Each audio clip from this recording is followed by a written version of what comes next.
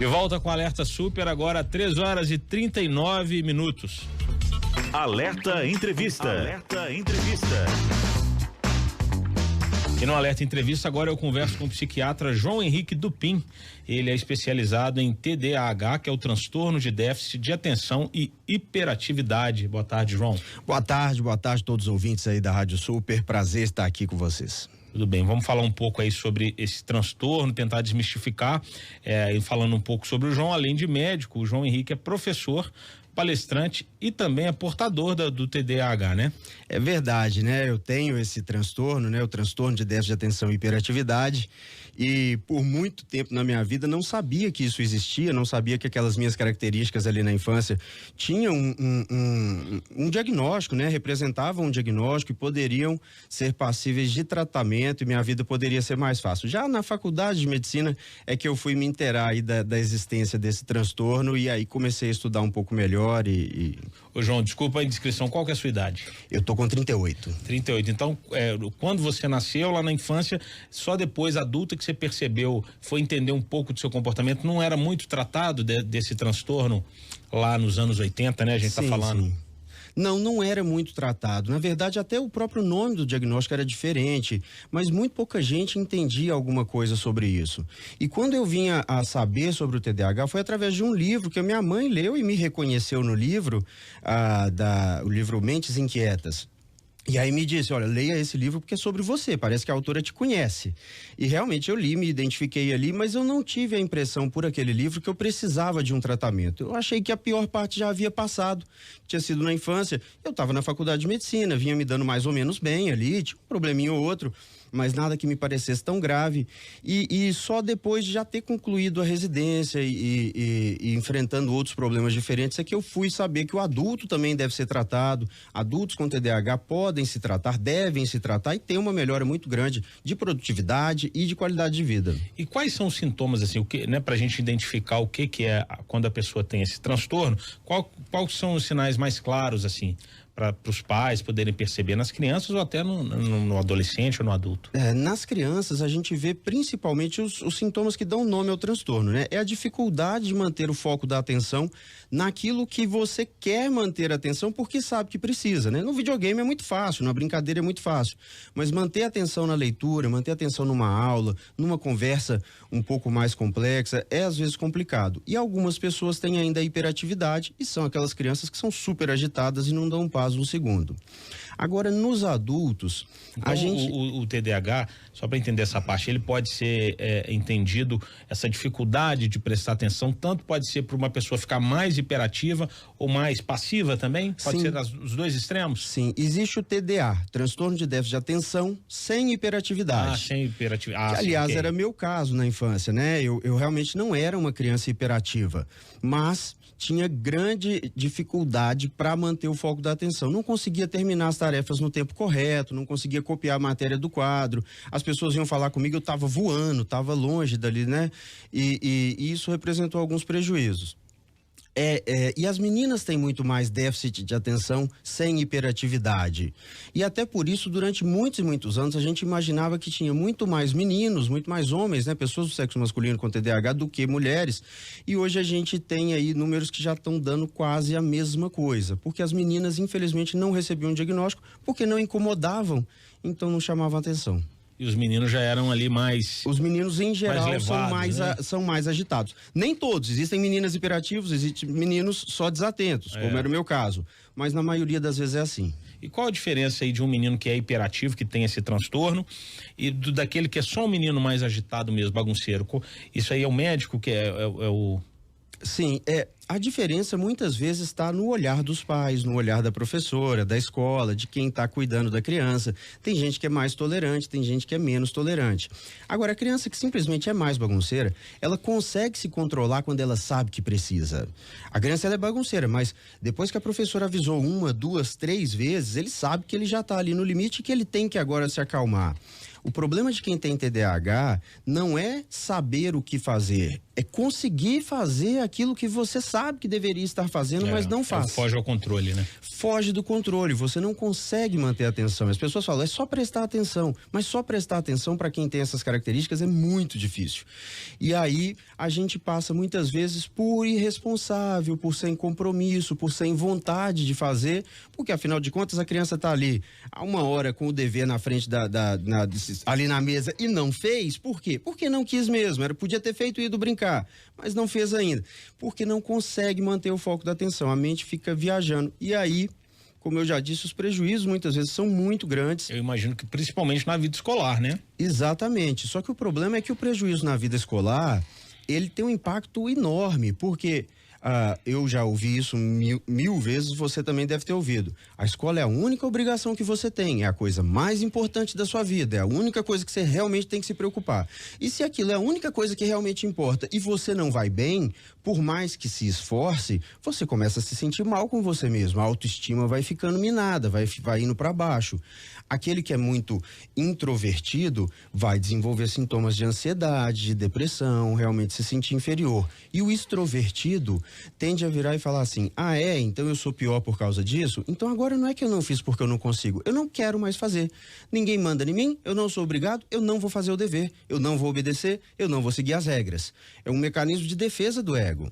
Entende? E assim, ele é tido como uma criança que é simplesmente insubordinada. E muitas vezes dão esse diagnóstico de transtorno de oposição desafiante ou transtorno opositor desafiante, porque ele não concorda mais com nada. Mas ele não concorda porque ele foi agredido até o ponto de começar a se defender. Você falou, doutor João, que descobriu já na vida adulta. Você teve prejuízo na sua vida escolar? Você conseguiu identificar isso? Muito, muito, muito. Eu tive... Primeiro, eu não conseguia copiar a matéria do quadro. E com isso era terrível, porque toda a aula a professora ia apagar a matéria que todo mundo já tinha copiado, eu pedia para não apagar, ela falava que ia esperar só por mim, e aí na hora que ela olhava, eu estava olhando para cima de novo, ou não copiando, enquanto a turma inteira estava esperando só por mim. Ela brigava comigo e eu perdia o recreio porque eu tinha que ficar copiando o caderno do colega.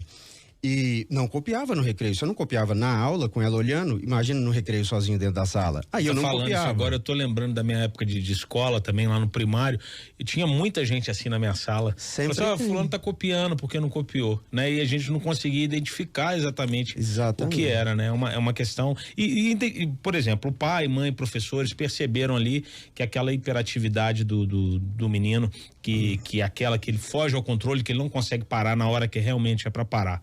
Que é quando se percebe o transtorno. Que médico procurar? Quem que olha? É o psiquiatra, é o psicólogo? Que tipo de ajuda? O ideal é procurar o psiquiatra, de preferência, se é uma criança, o psiquiatra da infância e adolescência.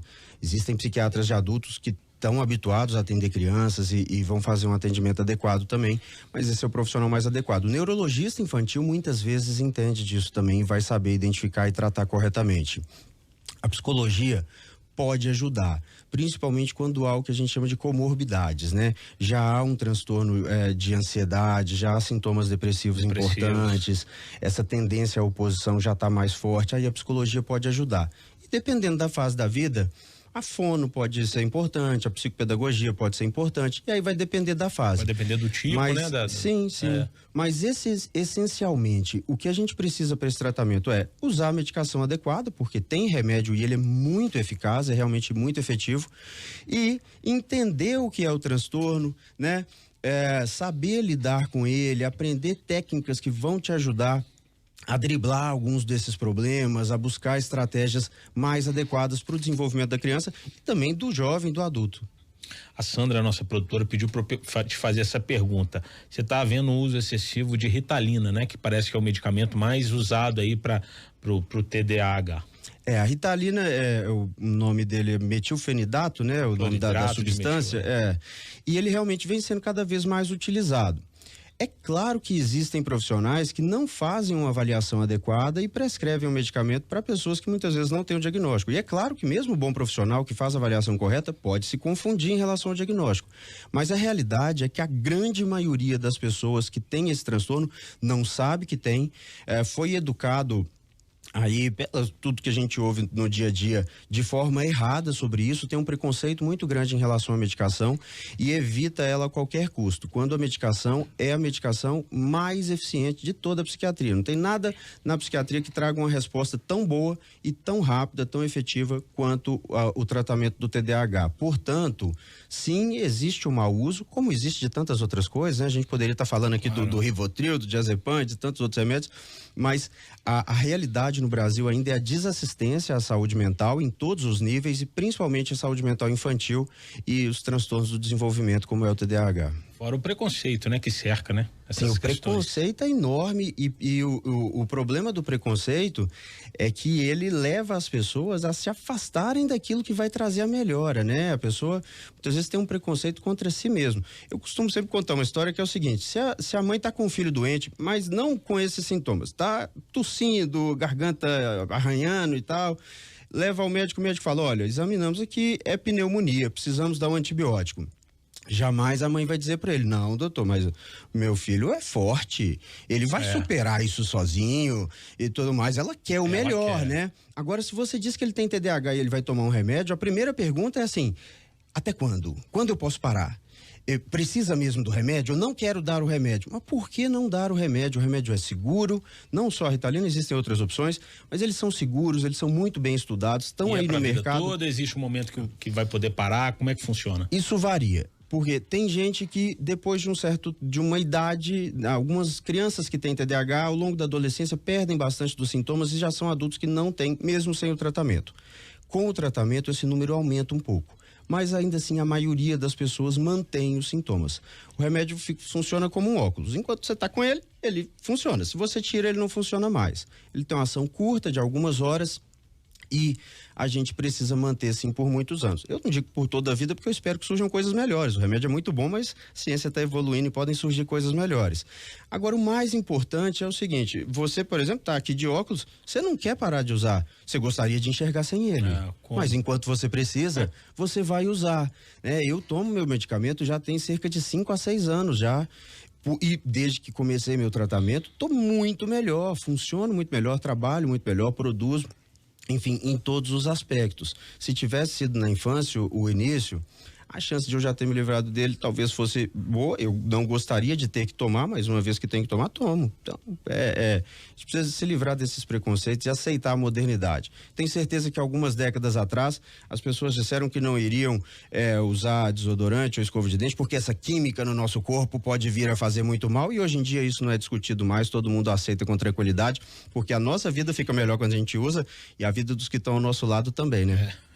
Principalmente no desodorante. Pois Doutor João, então a criança que identifica, os pais que conseguem hoje, né? A gente vive num mundo onde a informação circula, né, com mais facilidade, você não depende só da TV, do jornal, você tem acesso pelas coisas na internet e as próprias crianças têm. Então a pessoa identificada ainda na infância tem chance de ter uma vida, não digo de usar menos o remédio, mas de ter uma vida mais normal, de sofrer menos, com menos prejuízos sociais, acadêmicos e tudo. Existem muitos estudos científicos que mostram melhora do desempenho acadêmico, né, do desempenho escolar da criança e melhora da qualidade de vida da criança, dos pais, menos brigas entre o casal, se os pais são casados. Os irmãos de quem tem TDAH sofrem mais do que os irmãos de quem não tem, e isso melhora também com o tratamento. O risco de fraturas, se você imagina uma criança super agitada, que sobe nas coisas, que faz tudo sem pensar, que não consegue controlar o próprio comportamento, ele vai se machucar, é bem maior. Ele sofre mais acidente, e a gente tem números bem robustos mostrando isso e mostrando que o tratamento traz esses números para a linha de base. A chance de ele vir a sofrer um acidente, se machucar, ter uma fratura, bater a cabeça, volta para a linha de base. O desenvolvimento da personalidade da pessoa, ele vai ser diferente, porque ele vai ser agora sem aquele estigma de ser lerdo, de ser sonso, de ser irresponsável, ou de ser super agitado e tantos outros nomes que a gente vai dar para isso. Então, é fundamental a gente tratar, oferecer o que a ciência tem de melhor para todas as crianças que têm esse problema, e inclusive agora recentemente nós estamos até aí com uma questão, está sendo feito audiências públicas e tal, para que o SUS passe a oferecer esses medicamentos e passe a oferecer esse tratamento de forma mais intensiva para todo mundo, porque até a economia do país tende a melhorar se a gente trata essas pessoas. E no caso agora, a gente falou das crianças, e para a pessoa adulta, como o senhor descobriu já na fase adulta também, tem possibilidade de melhora e de uma vida com mais qualidade de vida também para ele. Quando o diagnóstico é correto e a gente implementa o tratamento, né? Chega numa dose que tá certa e tal, a mudança é muito drástica, porque a pessoa agora ela consegue ler um livro. E nem precisa ser um livro, mas ler um texto de algumas páginas, consegue assistir uma aula e ouvir tudo que está sendo dito. Porque o grande problema do TDAH participa, né? é a impulsividade. A gente não consegue conter os impulsos e de repente a gente está fazendo outra coisa, está pensando em outra coisa, está falando outra coisa. Então, na vida do adulto, desde o controle emocional, que fica muito melhor quando a gente está se tratando, até essa questão de conseguir se educar. Quantos e quantos jovens eu já não recebi que estavam assim, eu vou ser jubilado da faculdade. Eu já tive reprovações tantas que eu não consigo mais, se eu reprovar mais alguma vez, terminar a faculdade. E a gente inicia o tratamento e ele consegue se formar. Não é nem só porque consegue estudar, consegue chegar na hora na aula, porque até a organização do tempo é muito mais complicada. Então, para todo mundo que se identifica com os sintomas, vale muito a pena procurar um profissional, se avaliar e, se for o caso, iniciar um tratamento, porque a vida muda radicalmente. É isso, a gente está conversando aqui com o psiquiatra João Henrique Dupin. Ele é especializado em TDAH, que é o transtorno de déficit de atenção e hiperatividade. Doutor João, eu queria que você falasse sobre sua palestra aí, do que vai tratar, né? Claro que é sobre o TDAH e dizer um pouco sobre ela e dar o serviço, onde vai ser, data, horário. Sim, eu estou apresentando uma palestra amanhã sobre o TDAH, né? Eu coloquei esse Desvendando o TDAH, que é justamente para falar um pouco mais de detalhe o que quais são os sintomas, quais são os critérios diagnósticos, né? E principalmente, uma vez que se identificou, como lidar desde a infância até a adolescência e a vida adulta. Estratégias para melhorar a sua vida uma vez que você tem TDAH. A gente vai estar lá no Buffet Castelo das Cores, aqui no bairro Castelo, em BH, a partir de 7 da noite, e as pessoas conseguem fazer inscrição pelo Simpla. Não consigo dar o link inteiro, né? Mas entra lá no site do Simpla ou nas minhas redes sociais também, através do meu Instagram, principalmente, que é o meu nome, João Henrique Dupin, ou no Facebook ou no YouTube, é tudo João Henrique Dupin, e qualquer das minhas redes sociais vocês encontram as informações para isso. Tem um telefone também que está aqui no meu bolso. Pode pegar à vontade. Então, só reforçando, a palestra amanhã no Castelo das Cores, né? Buffet Infantil Castelo das Cores.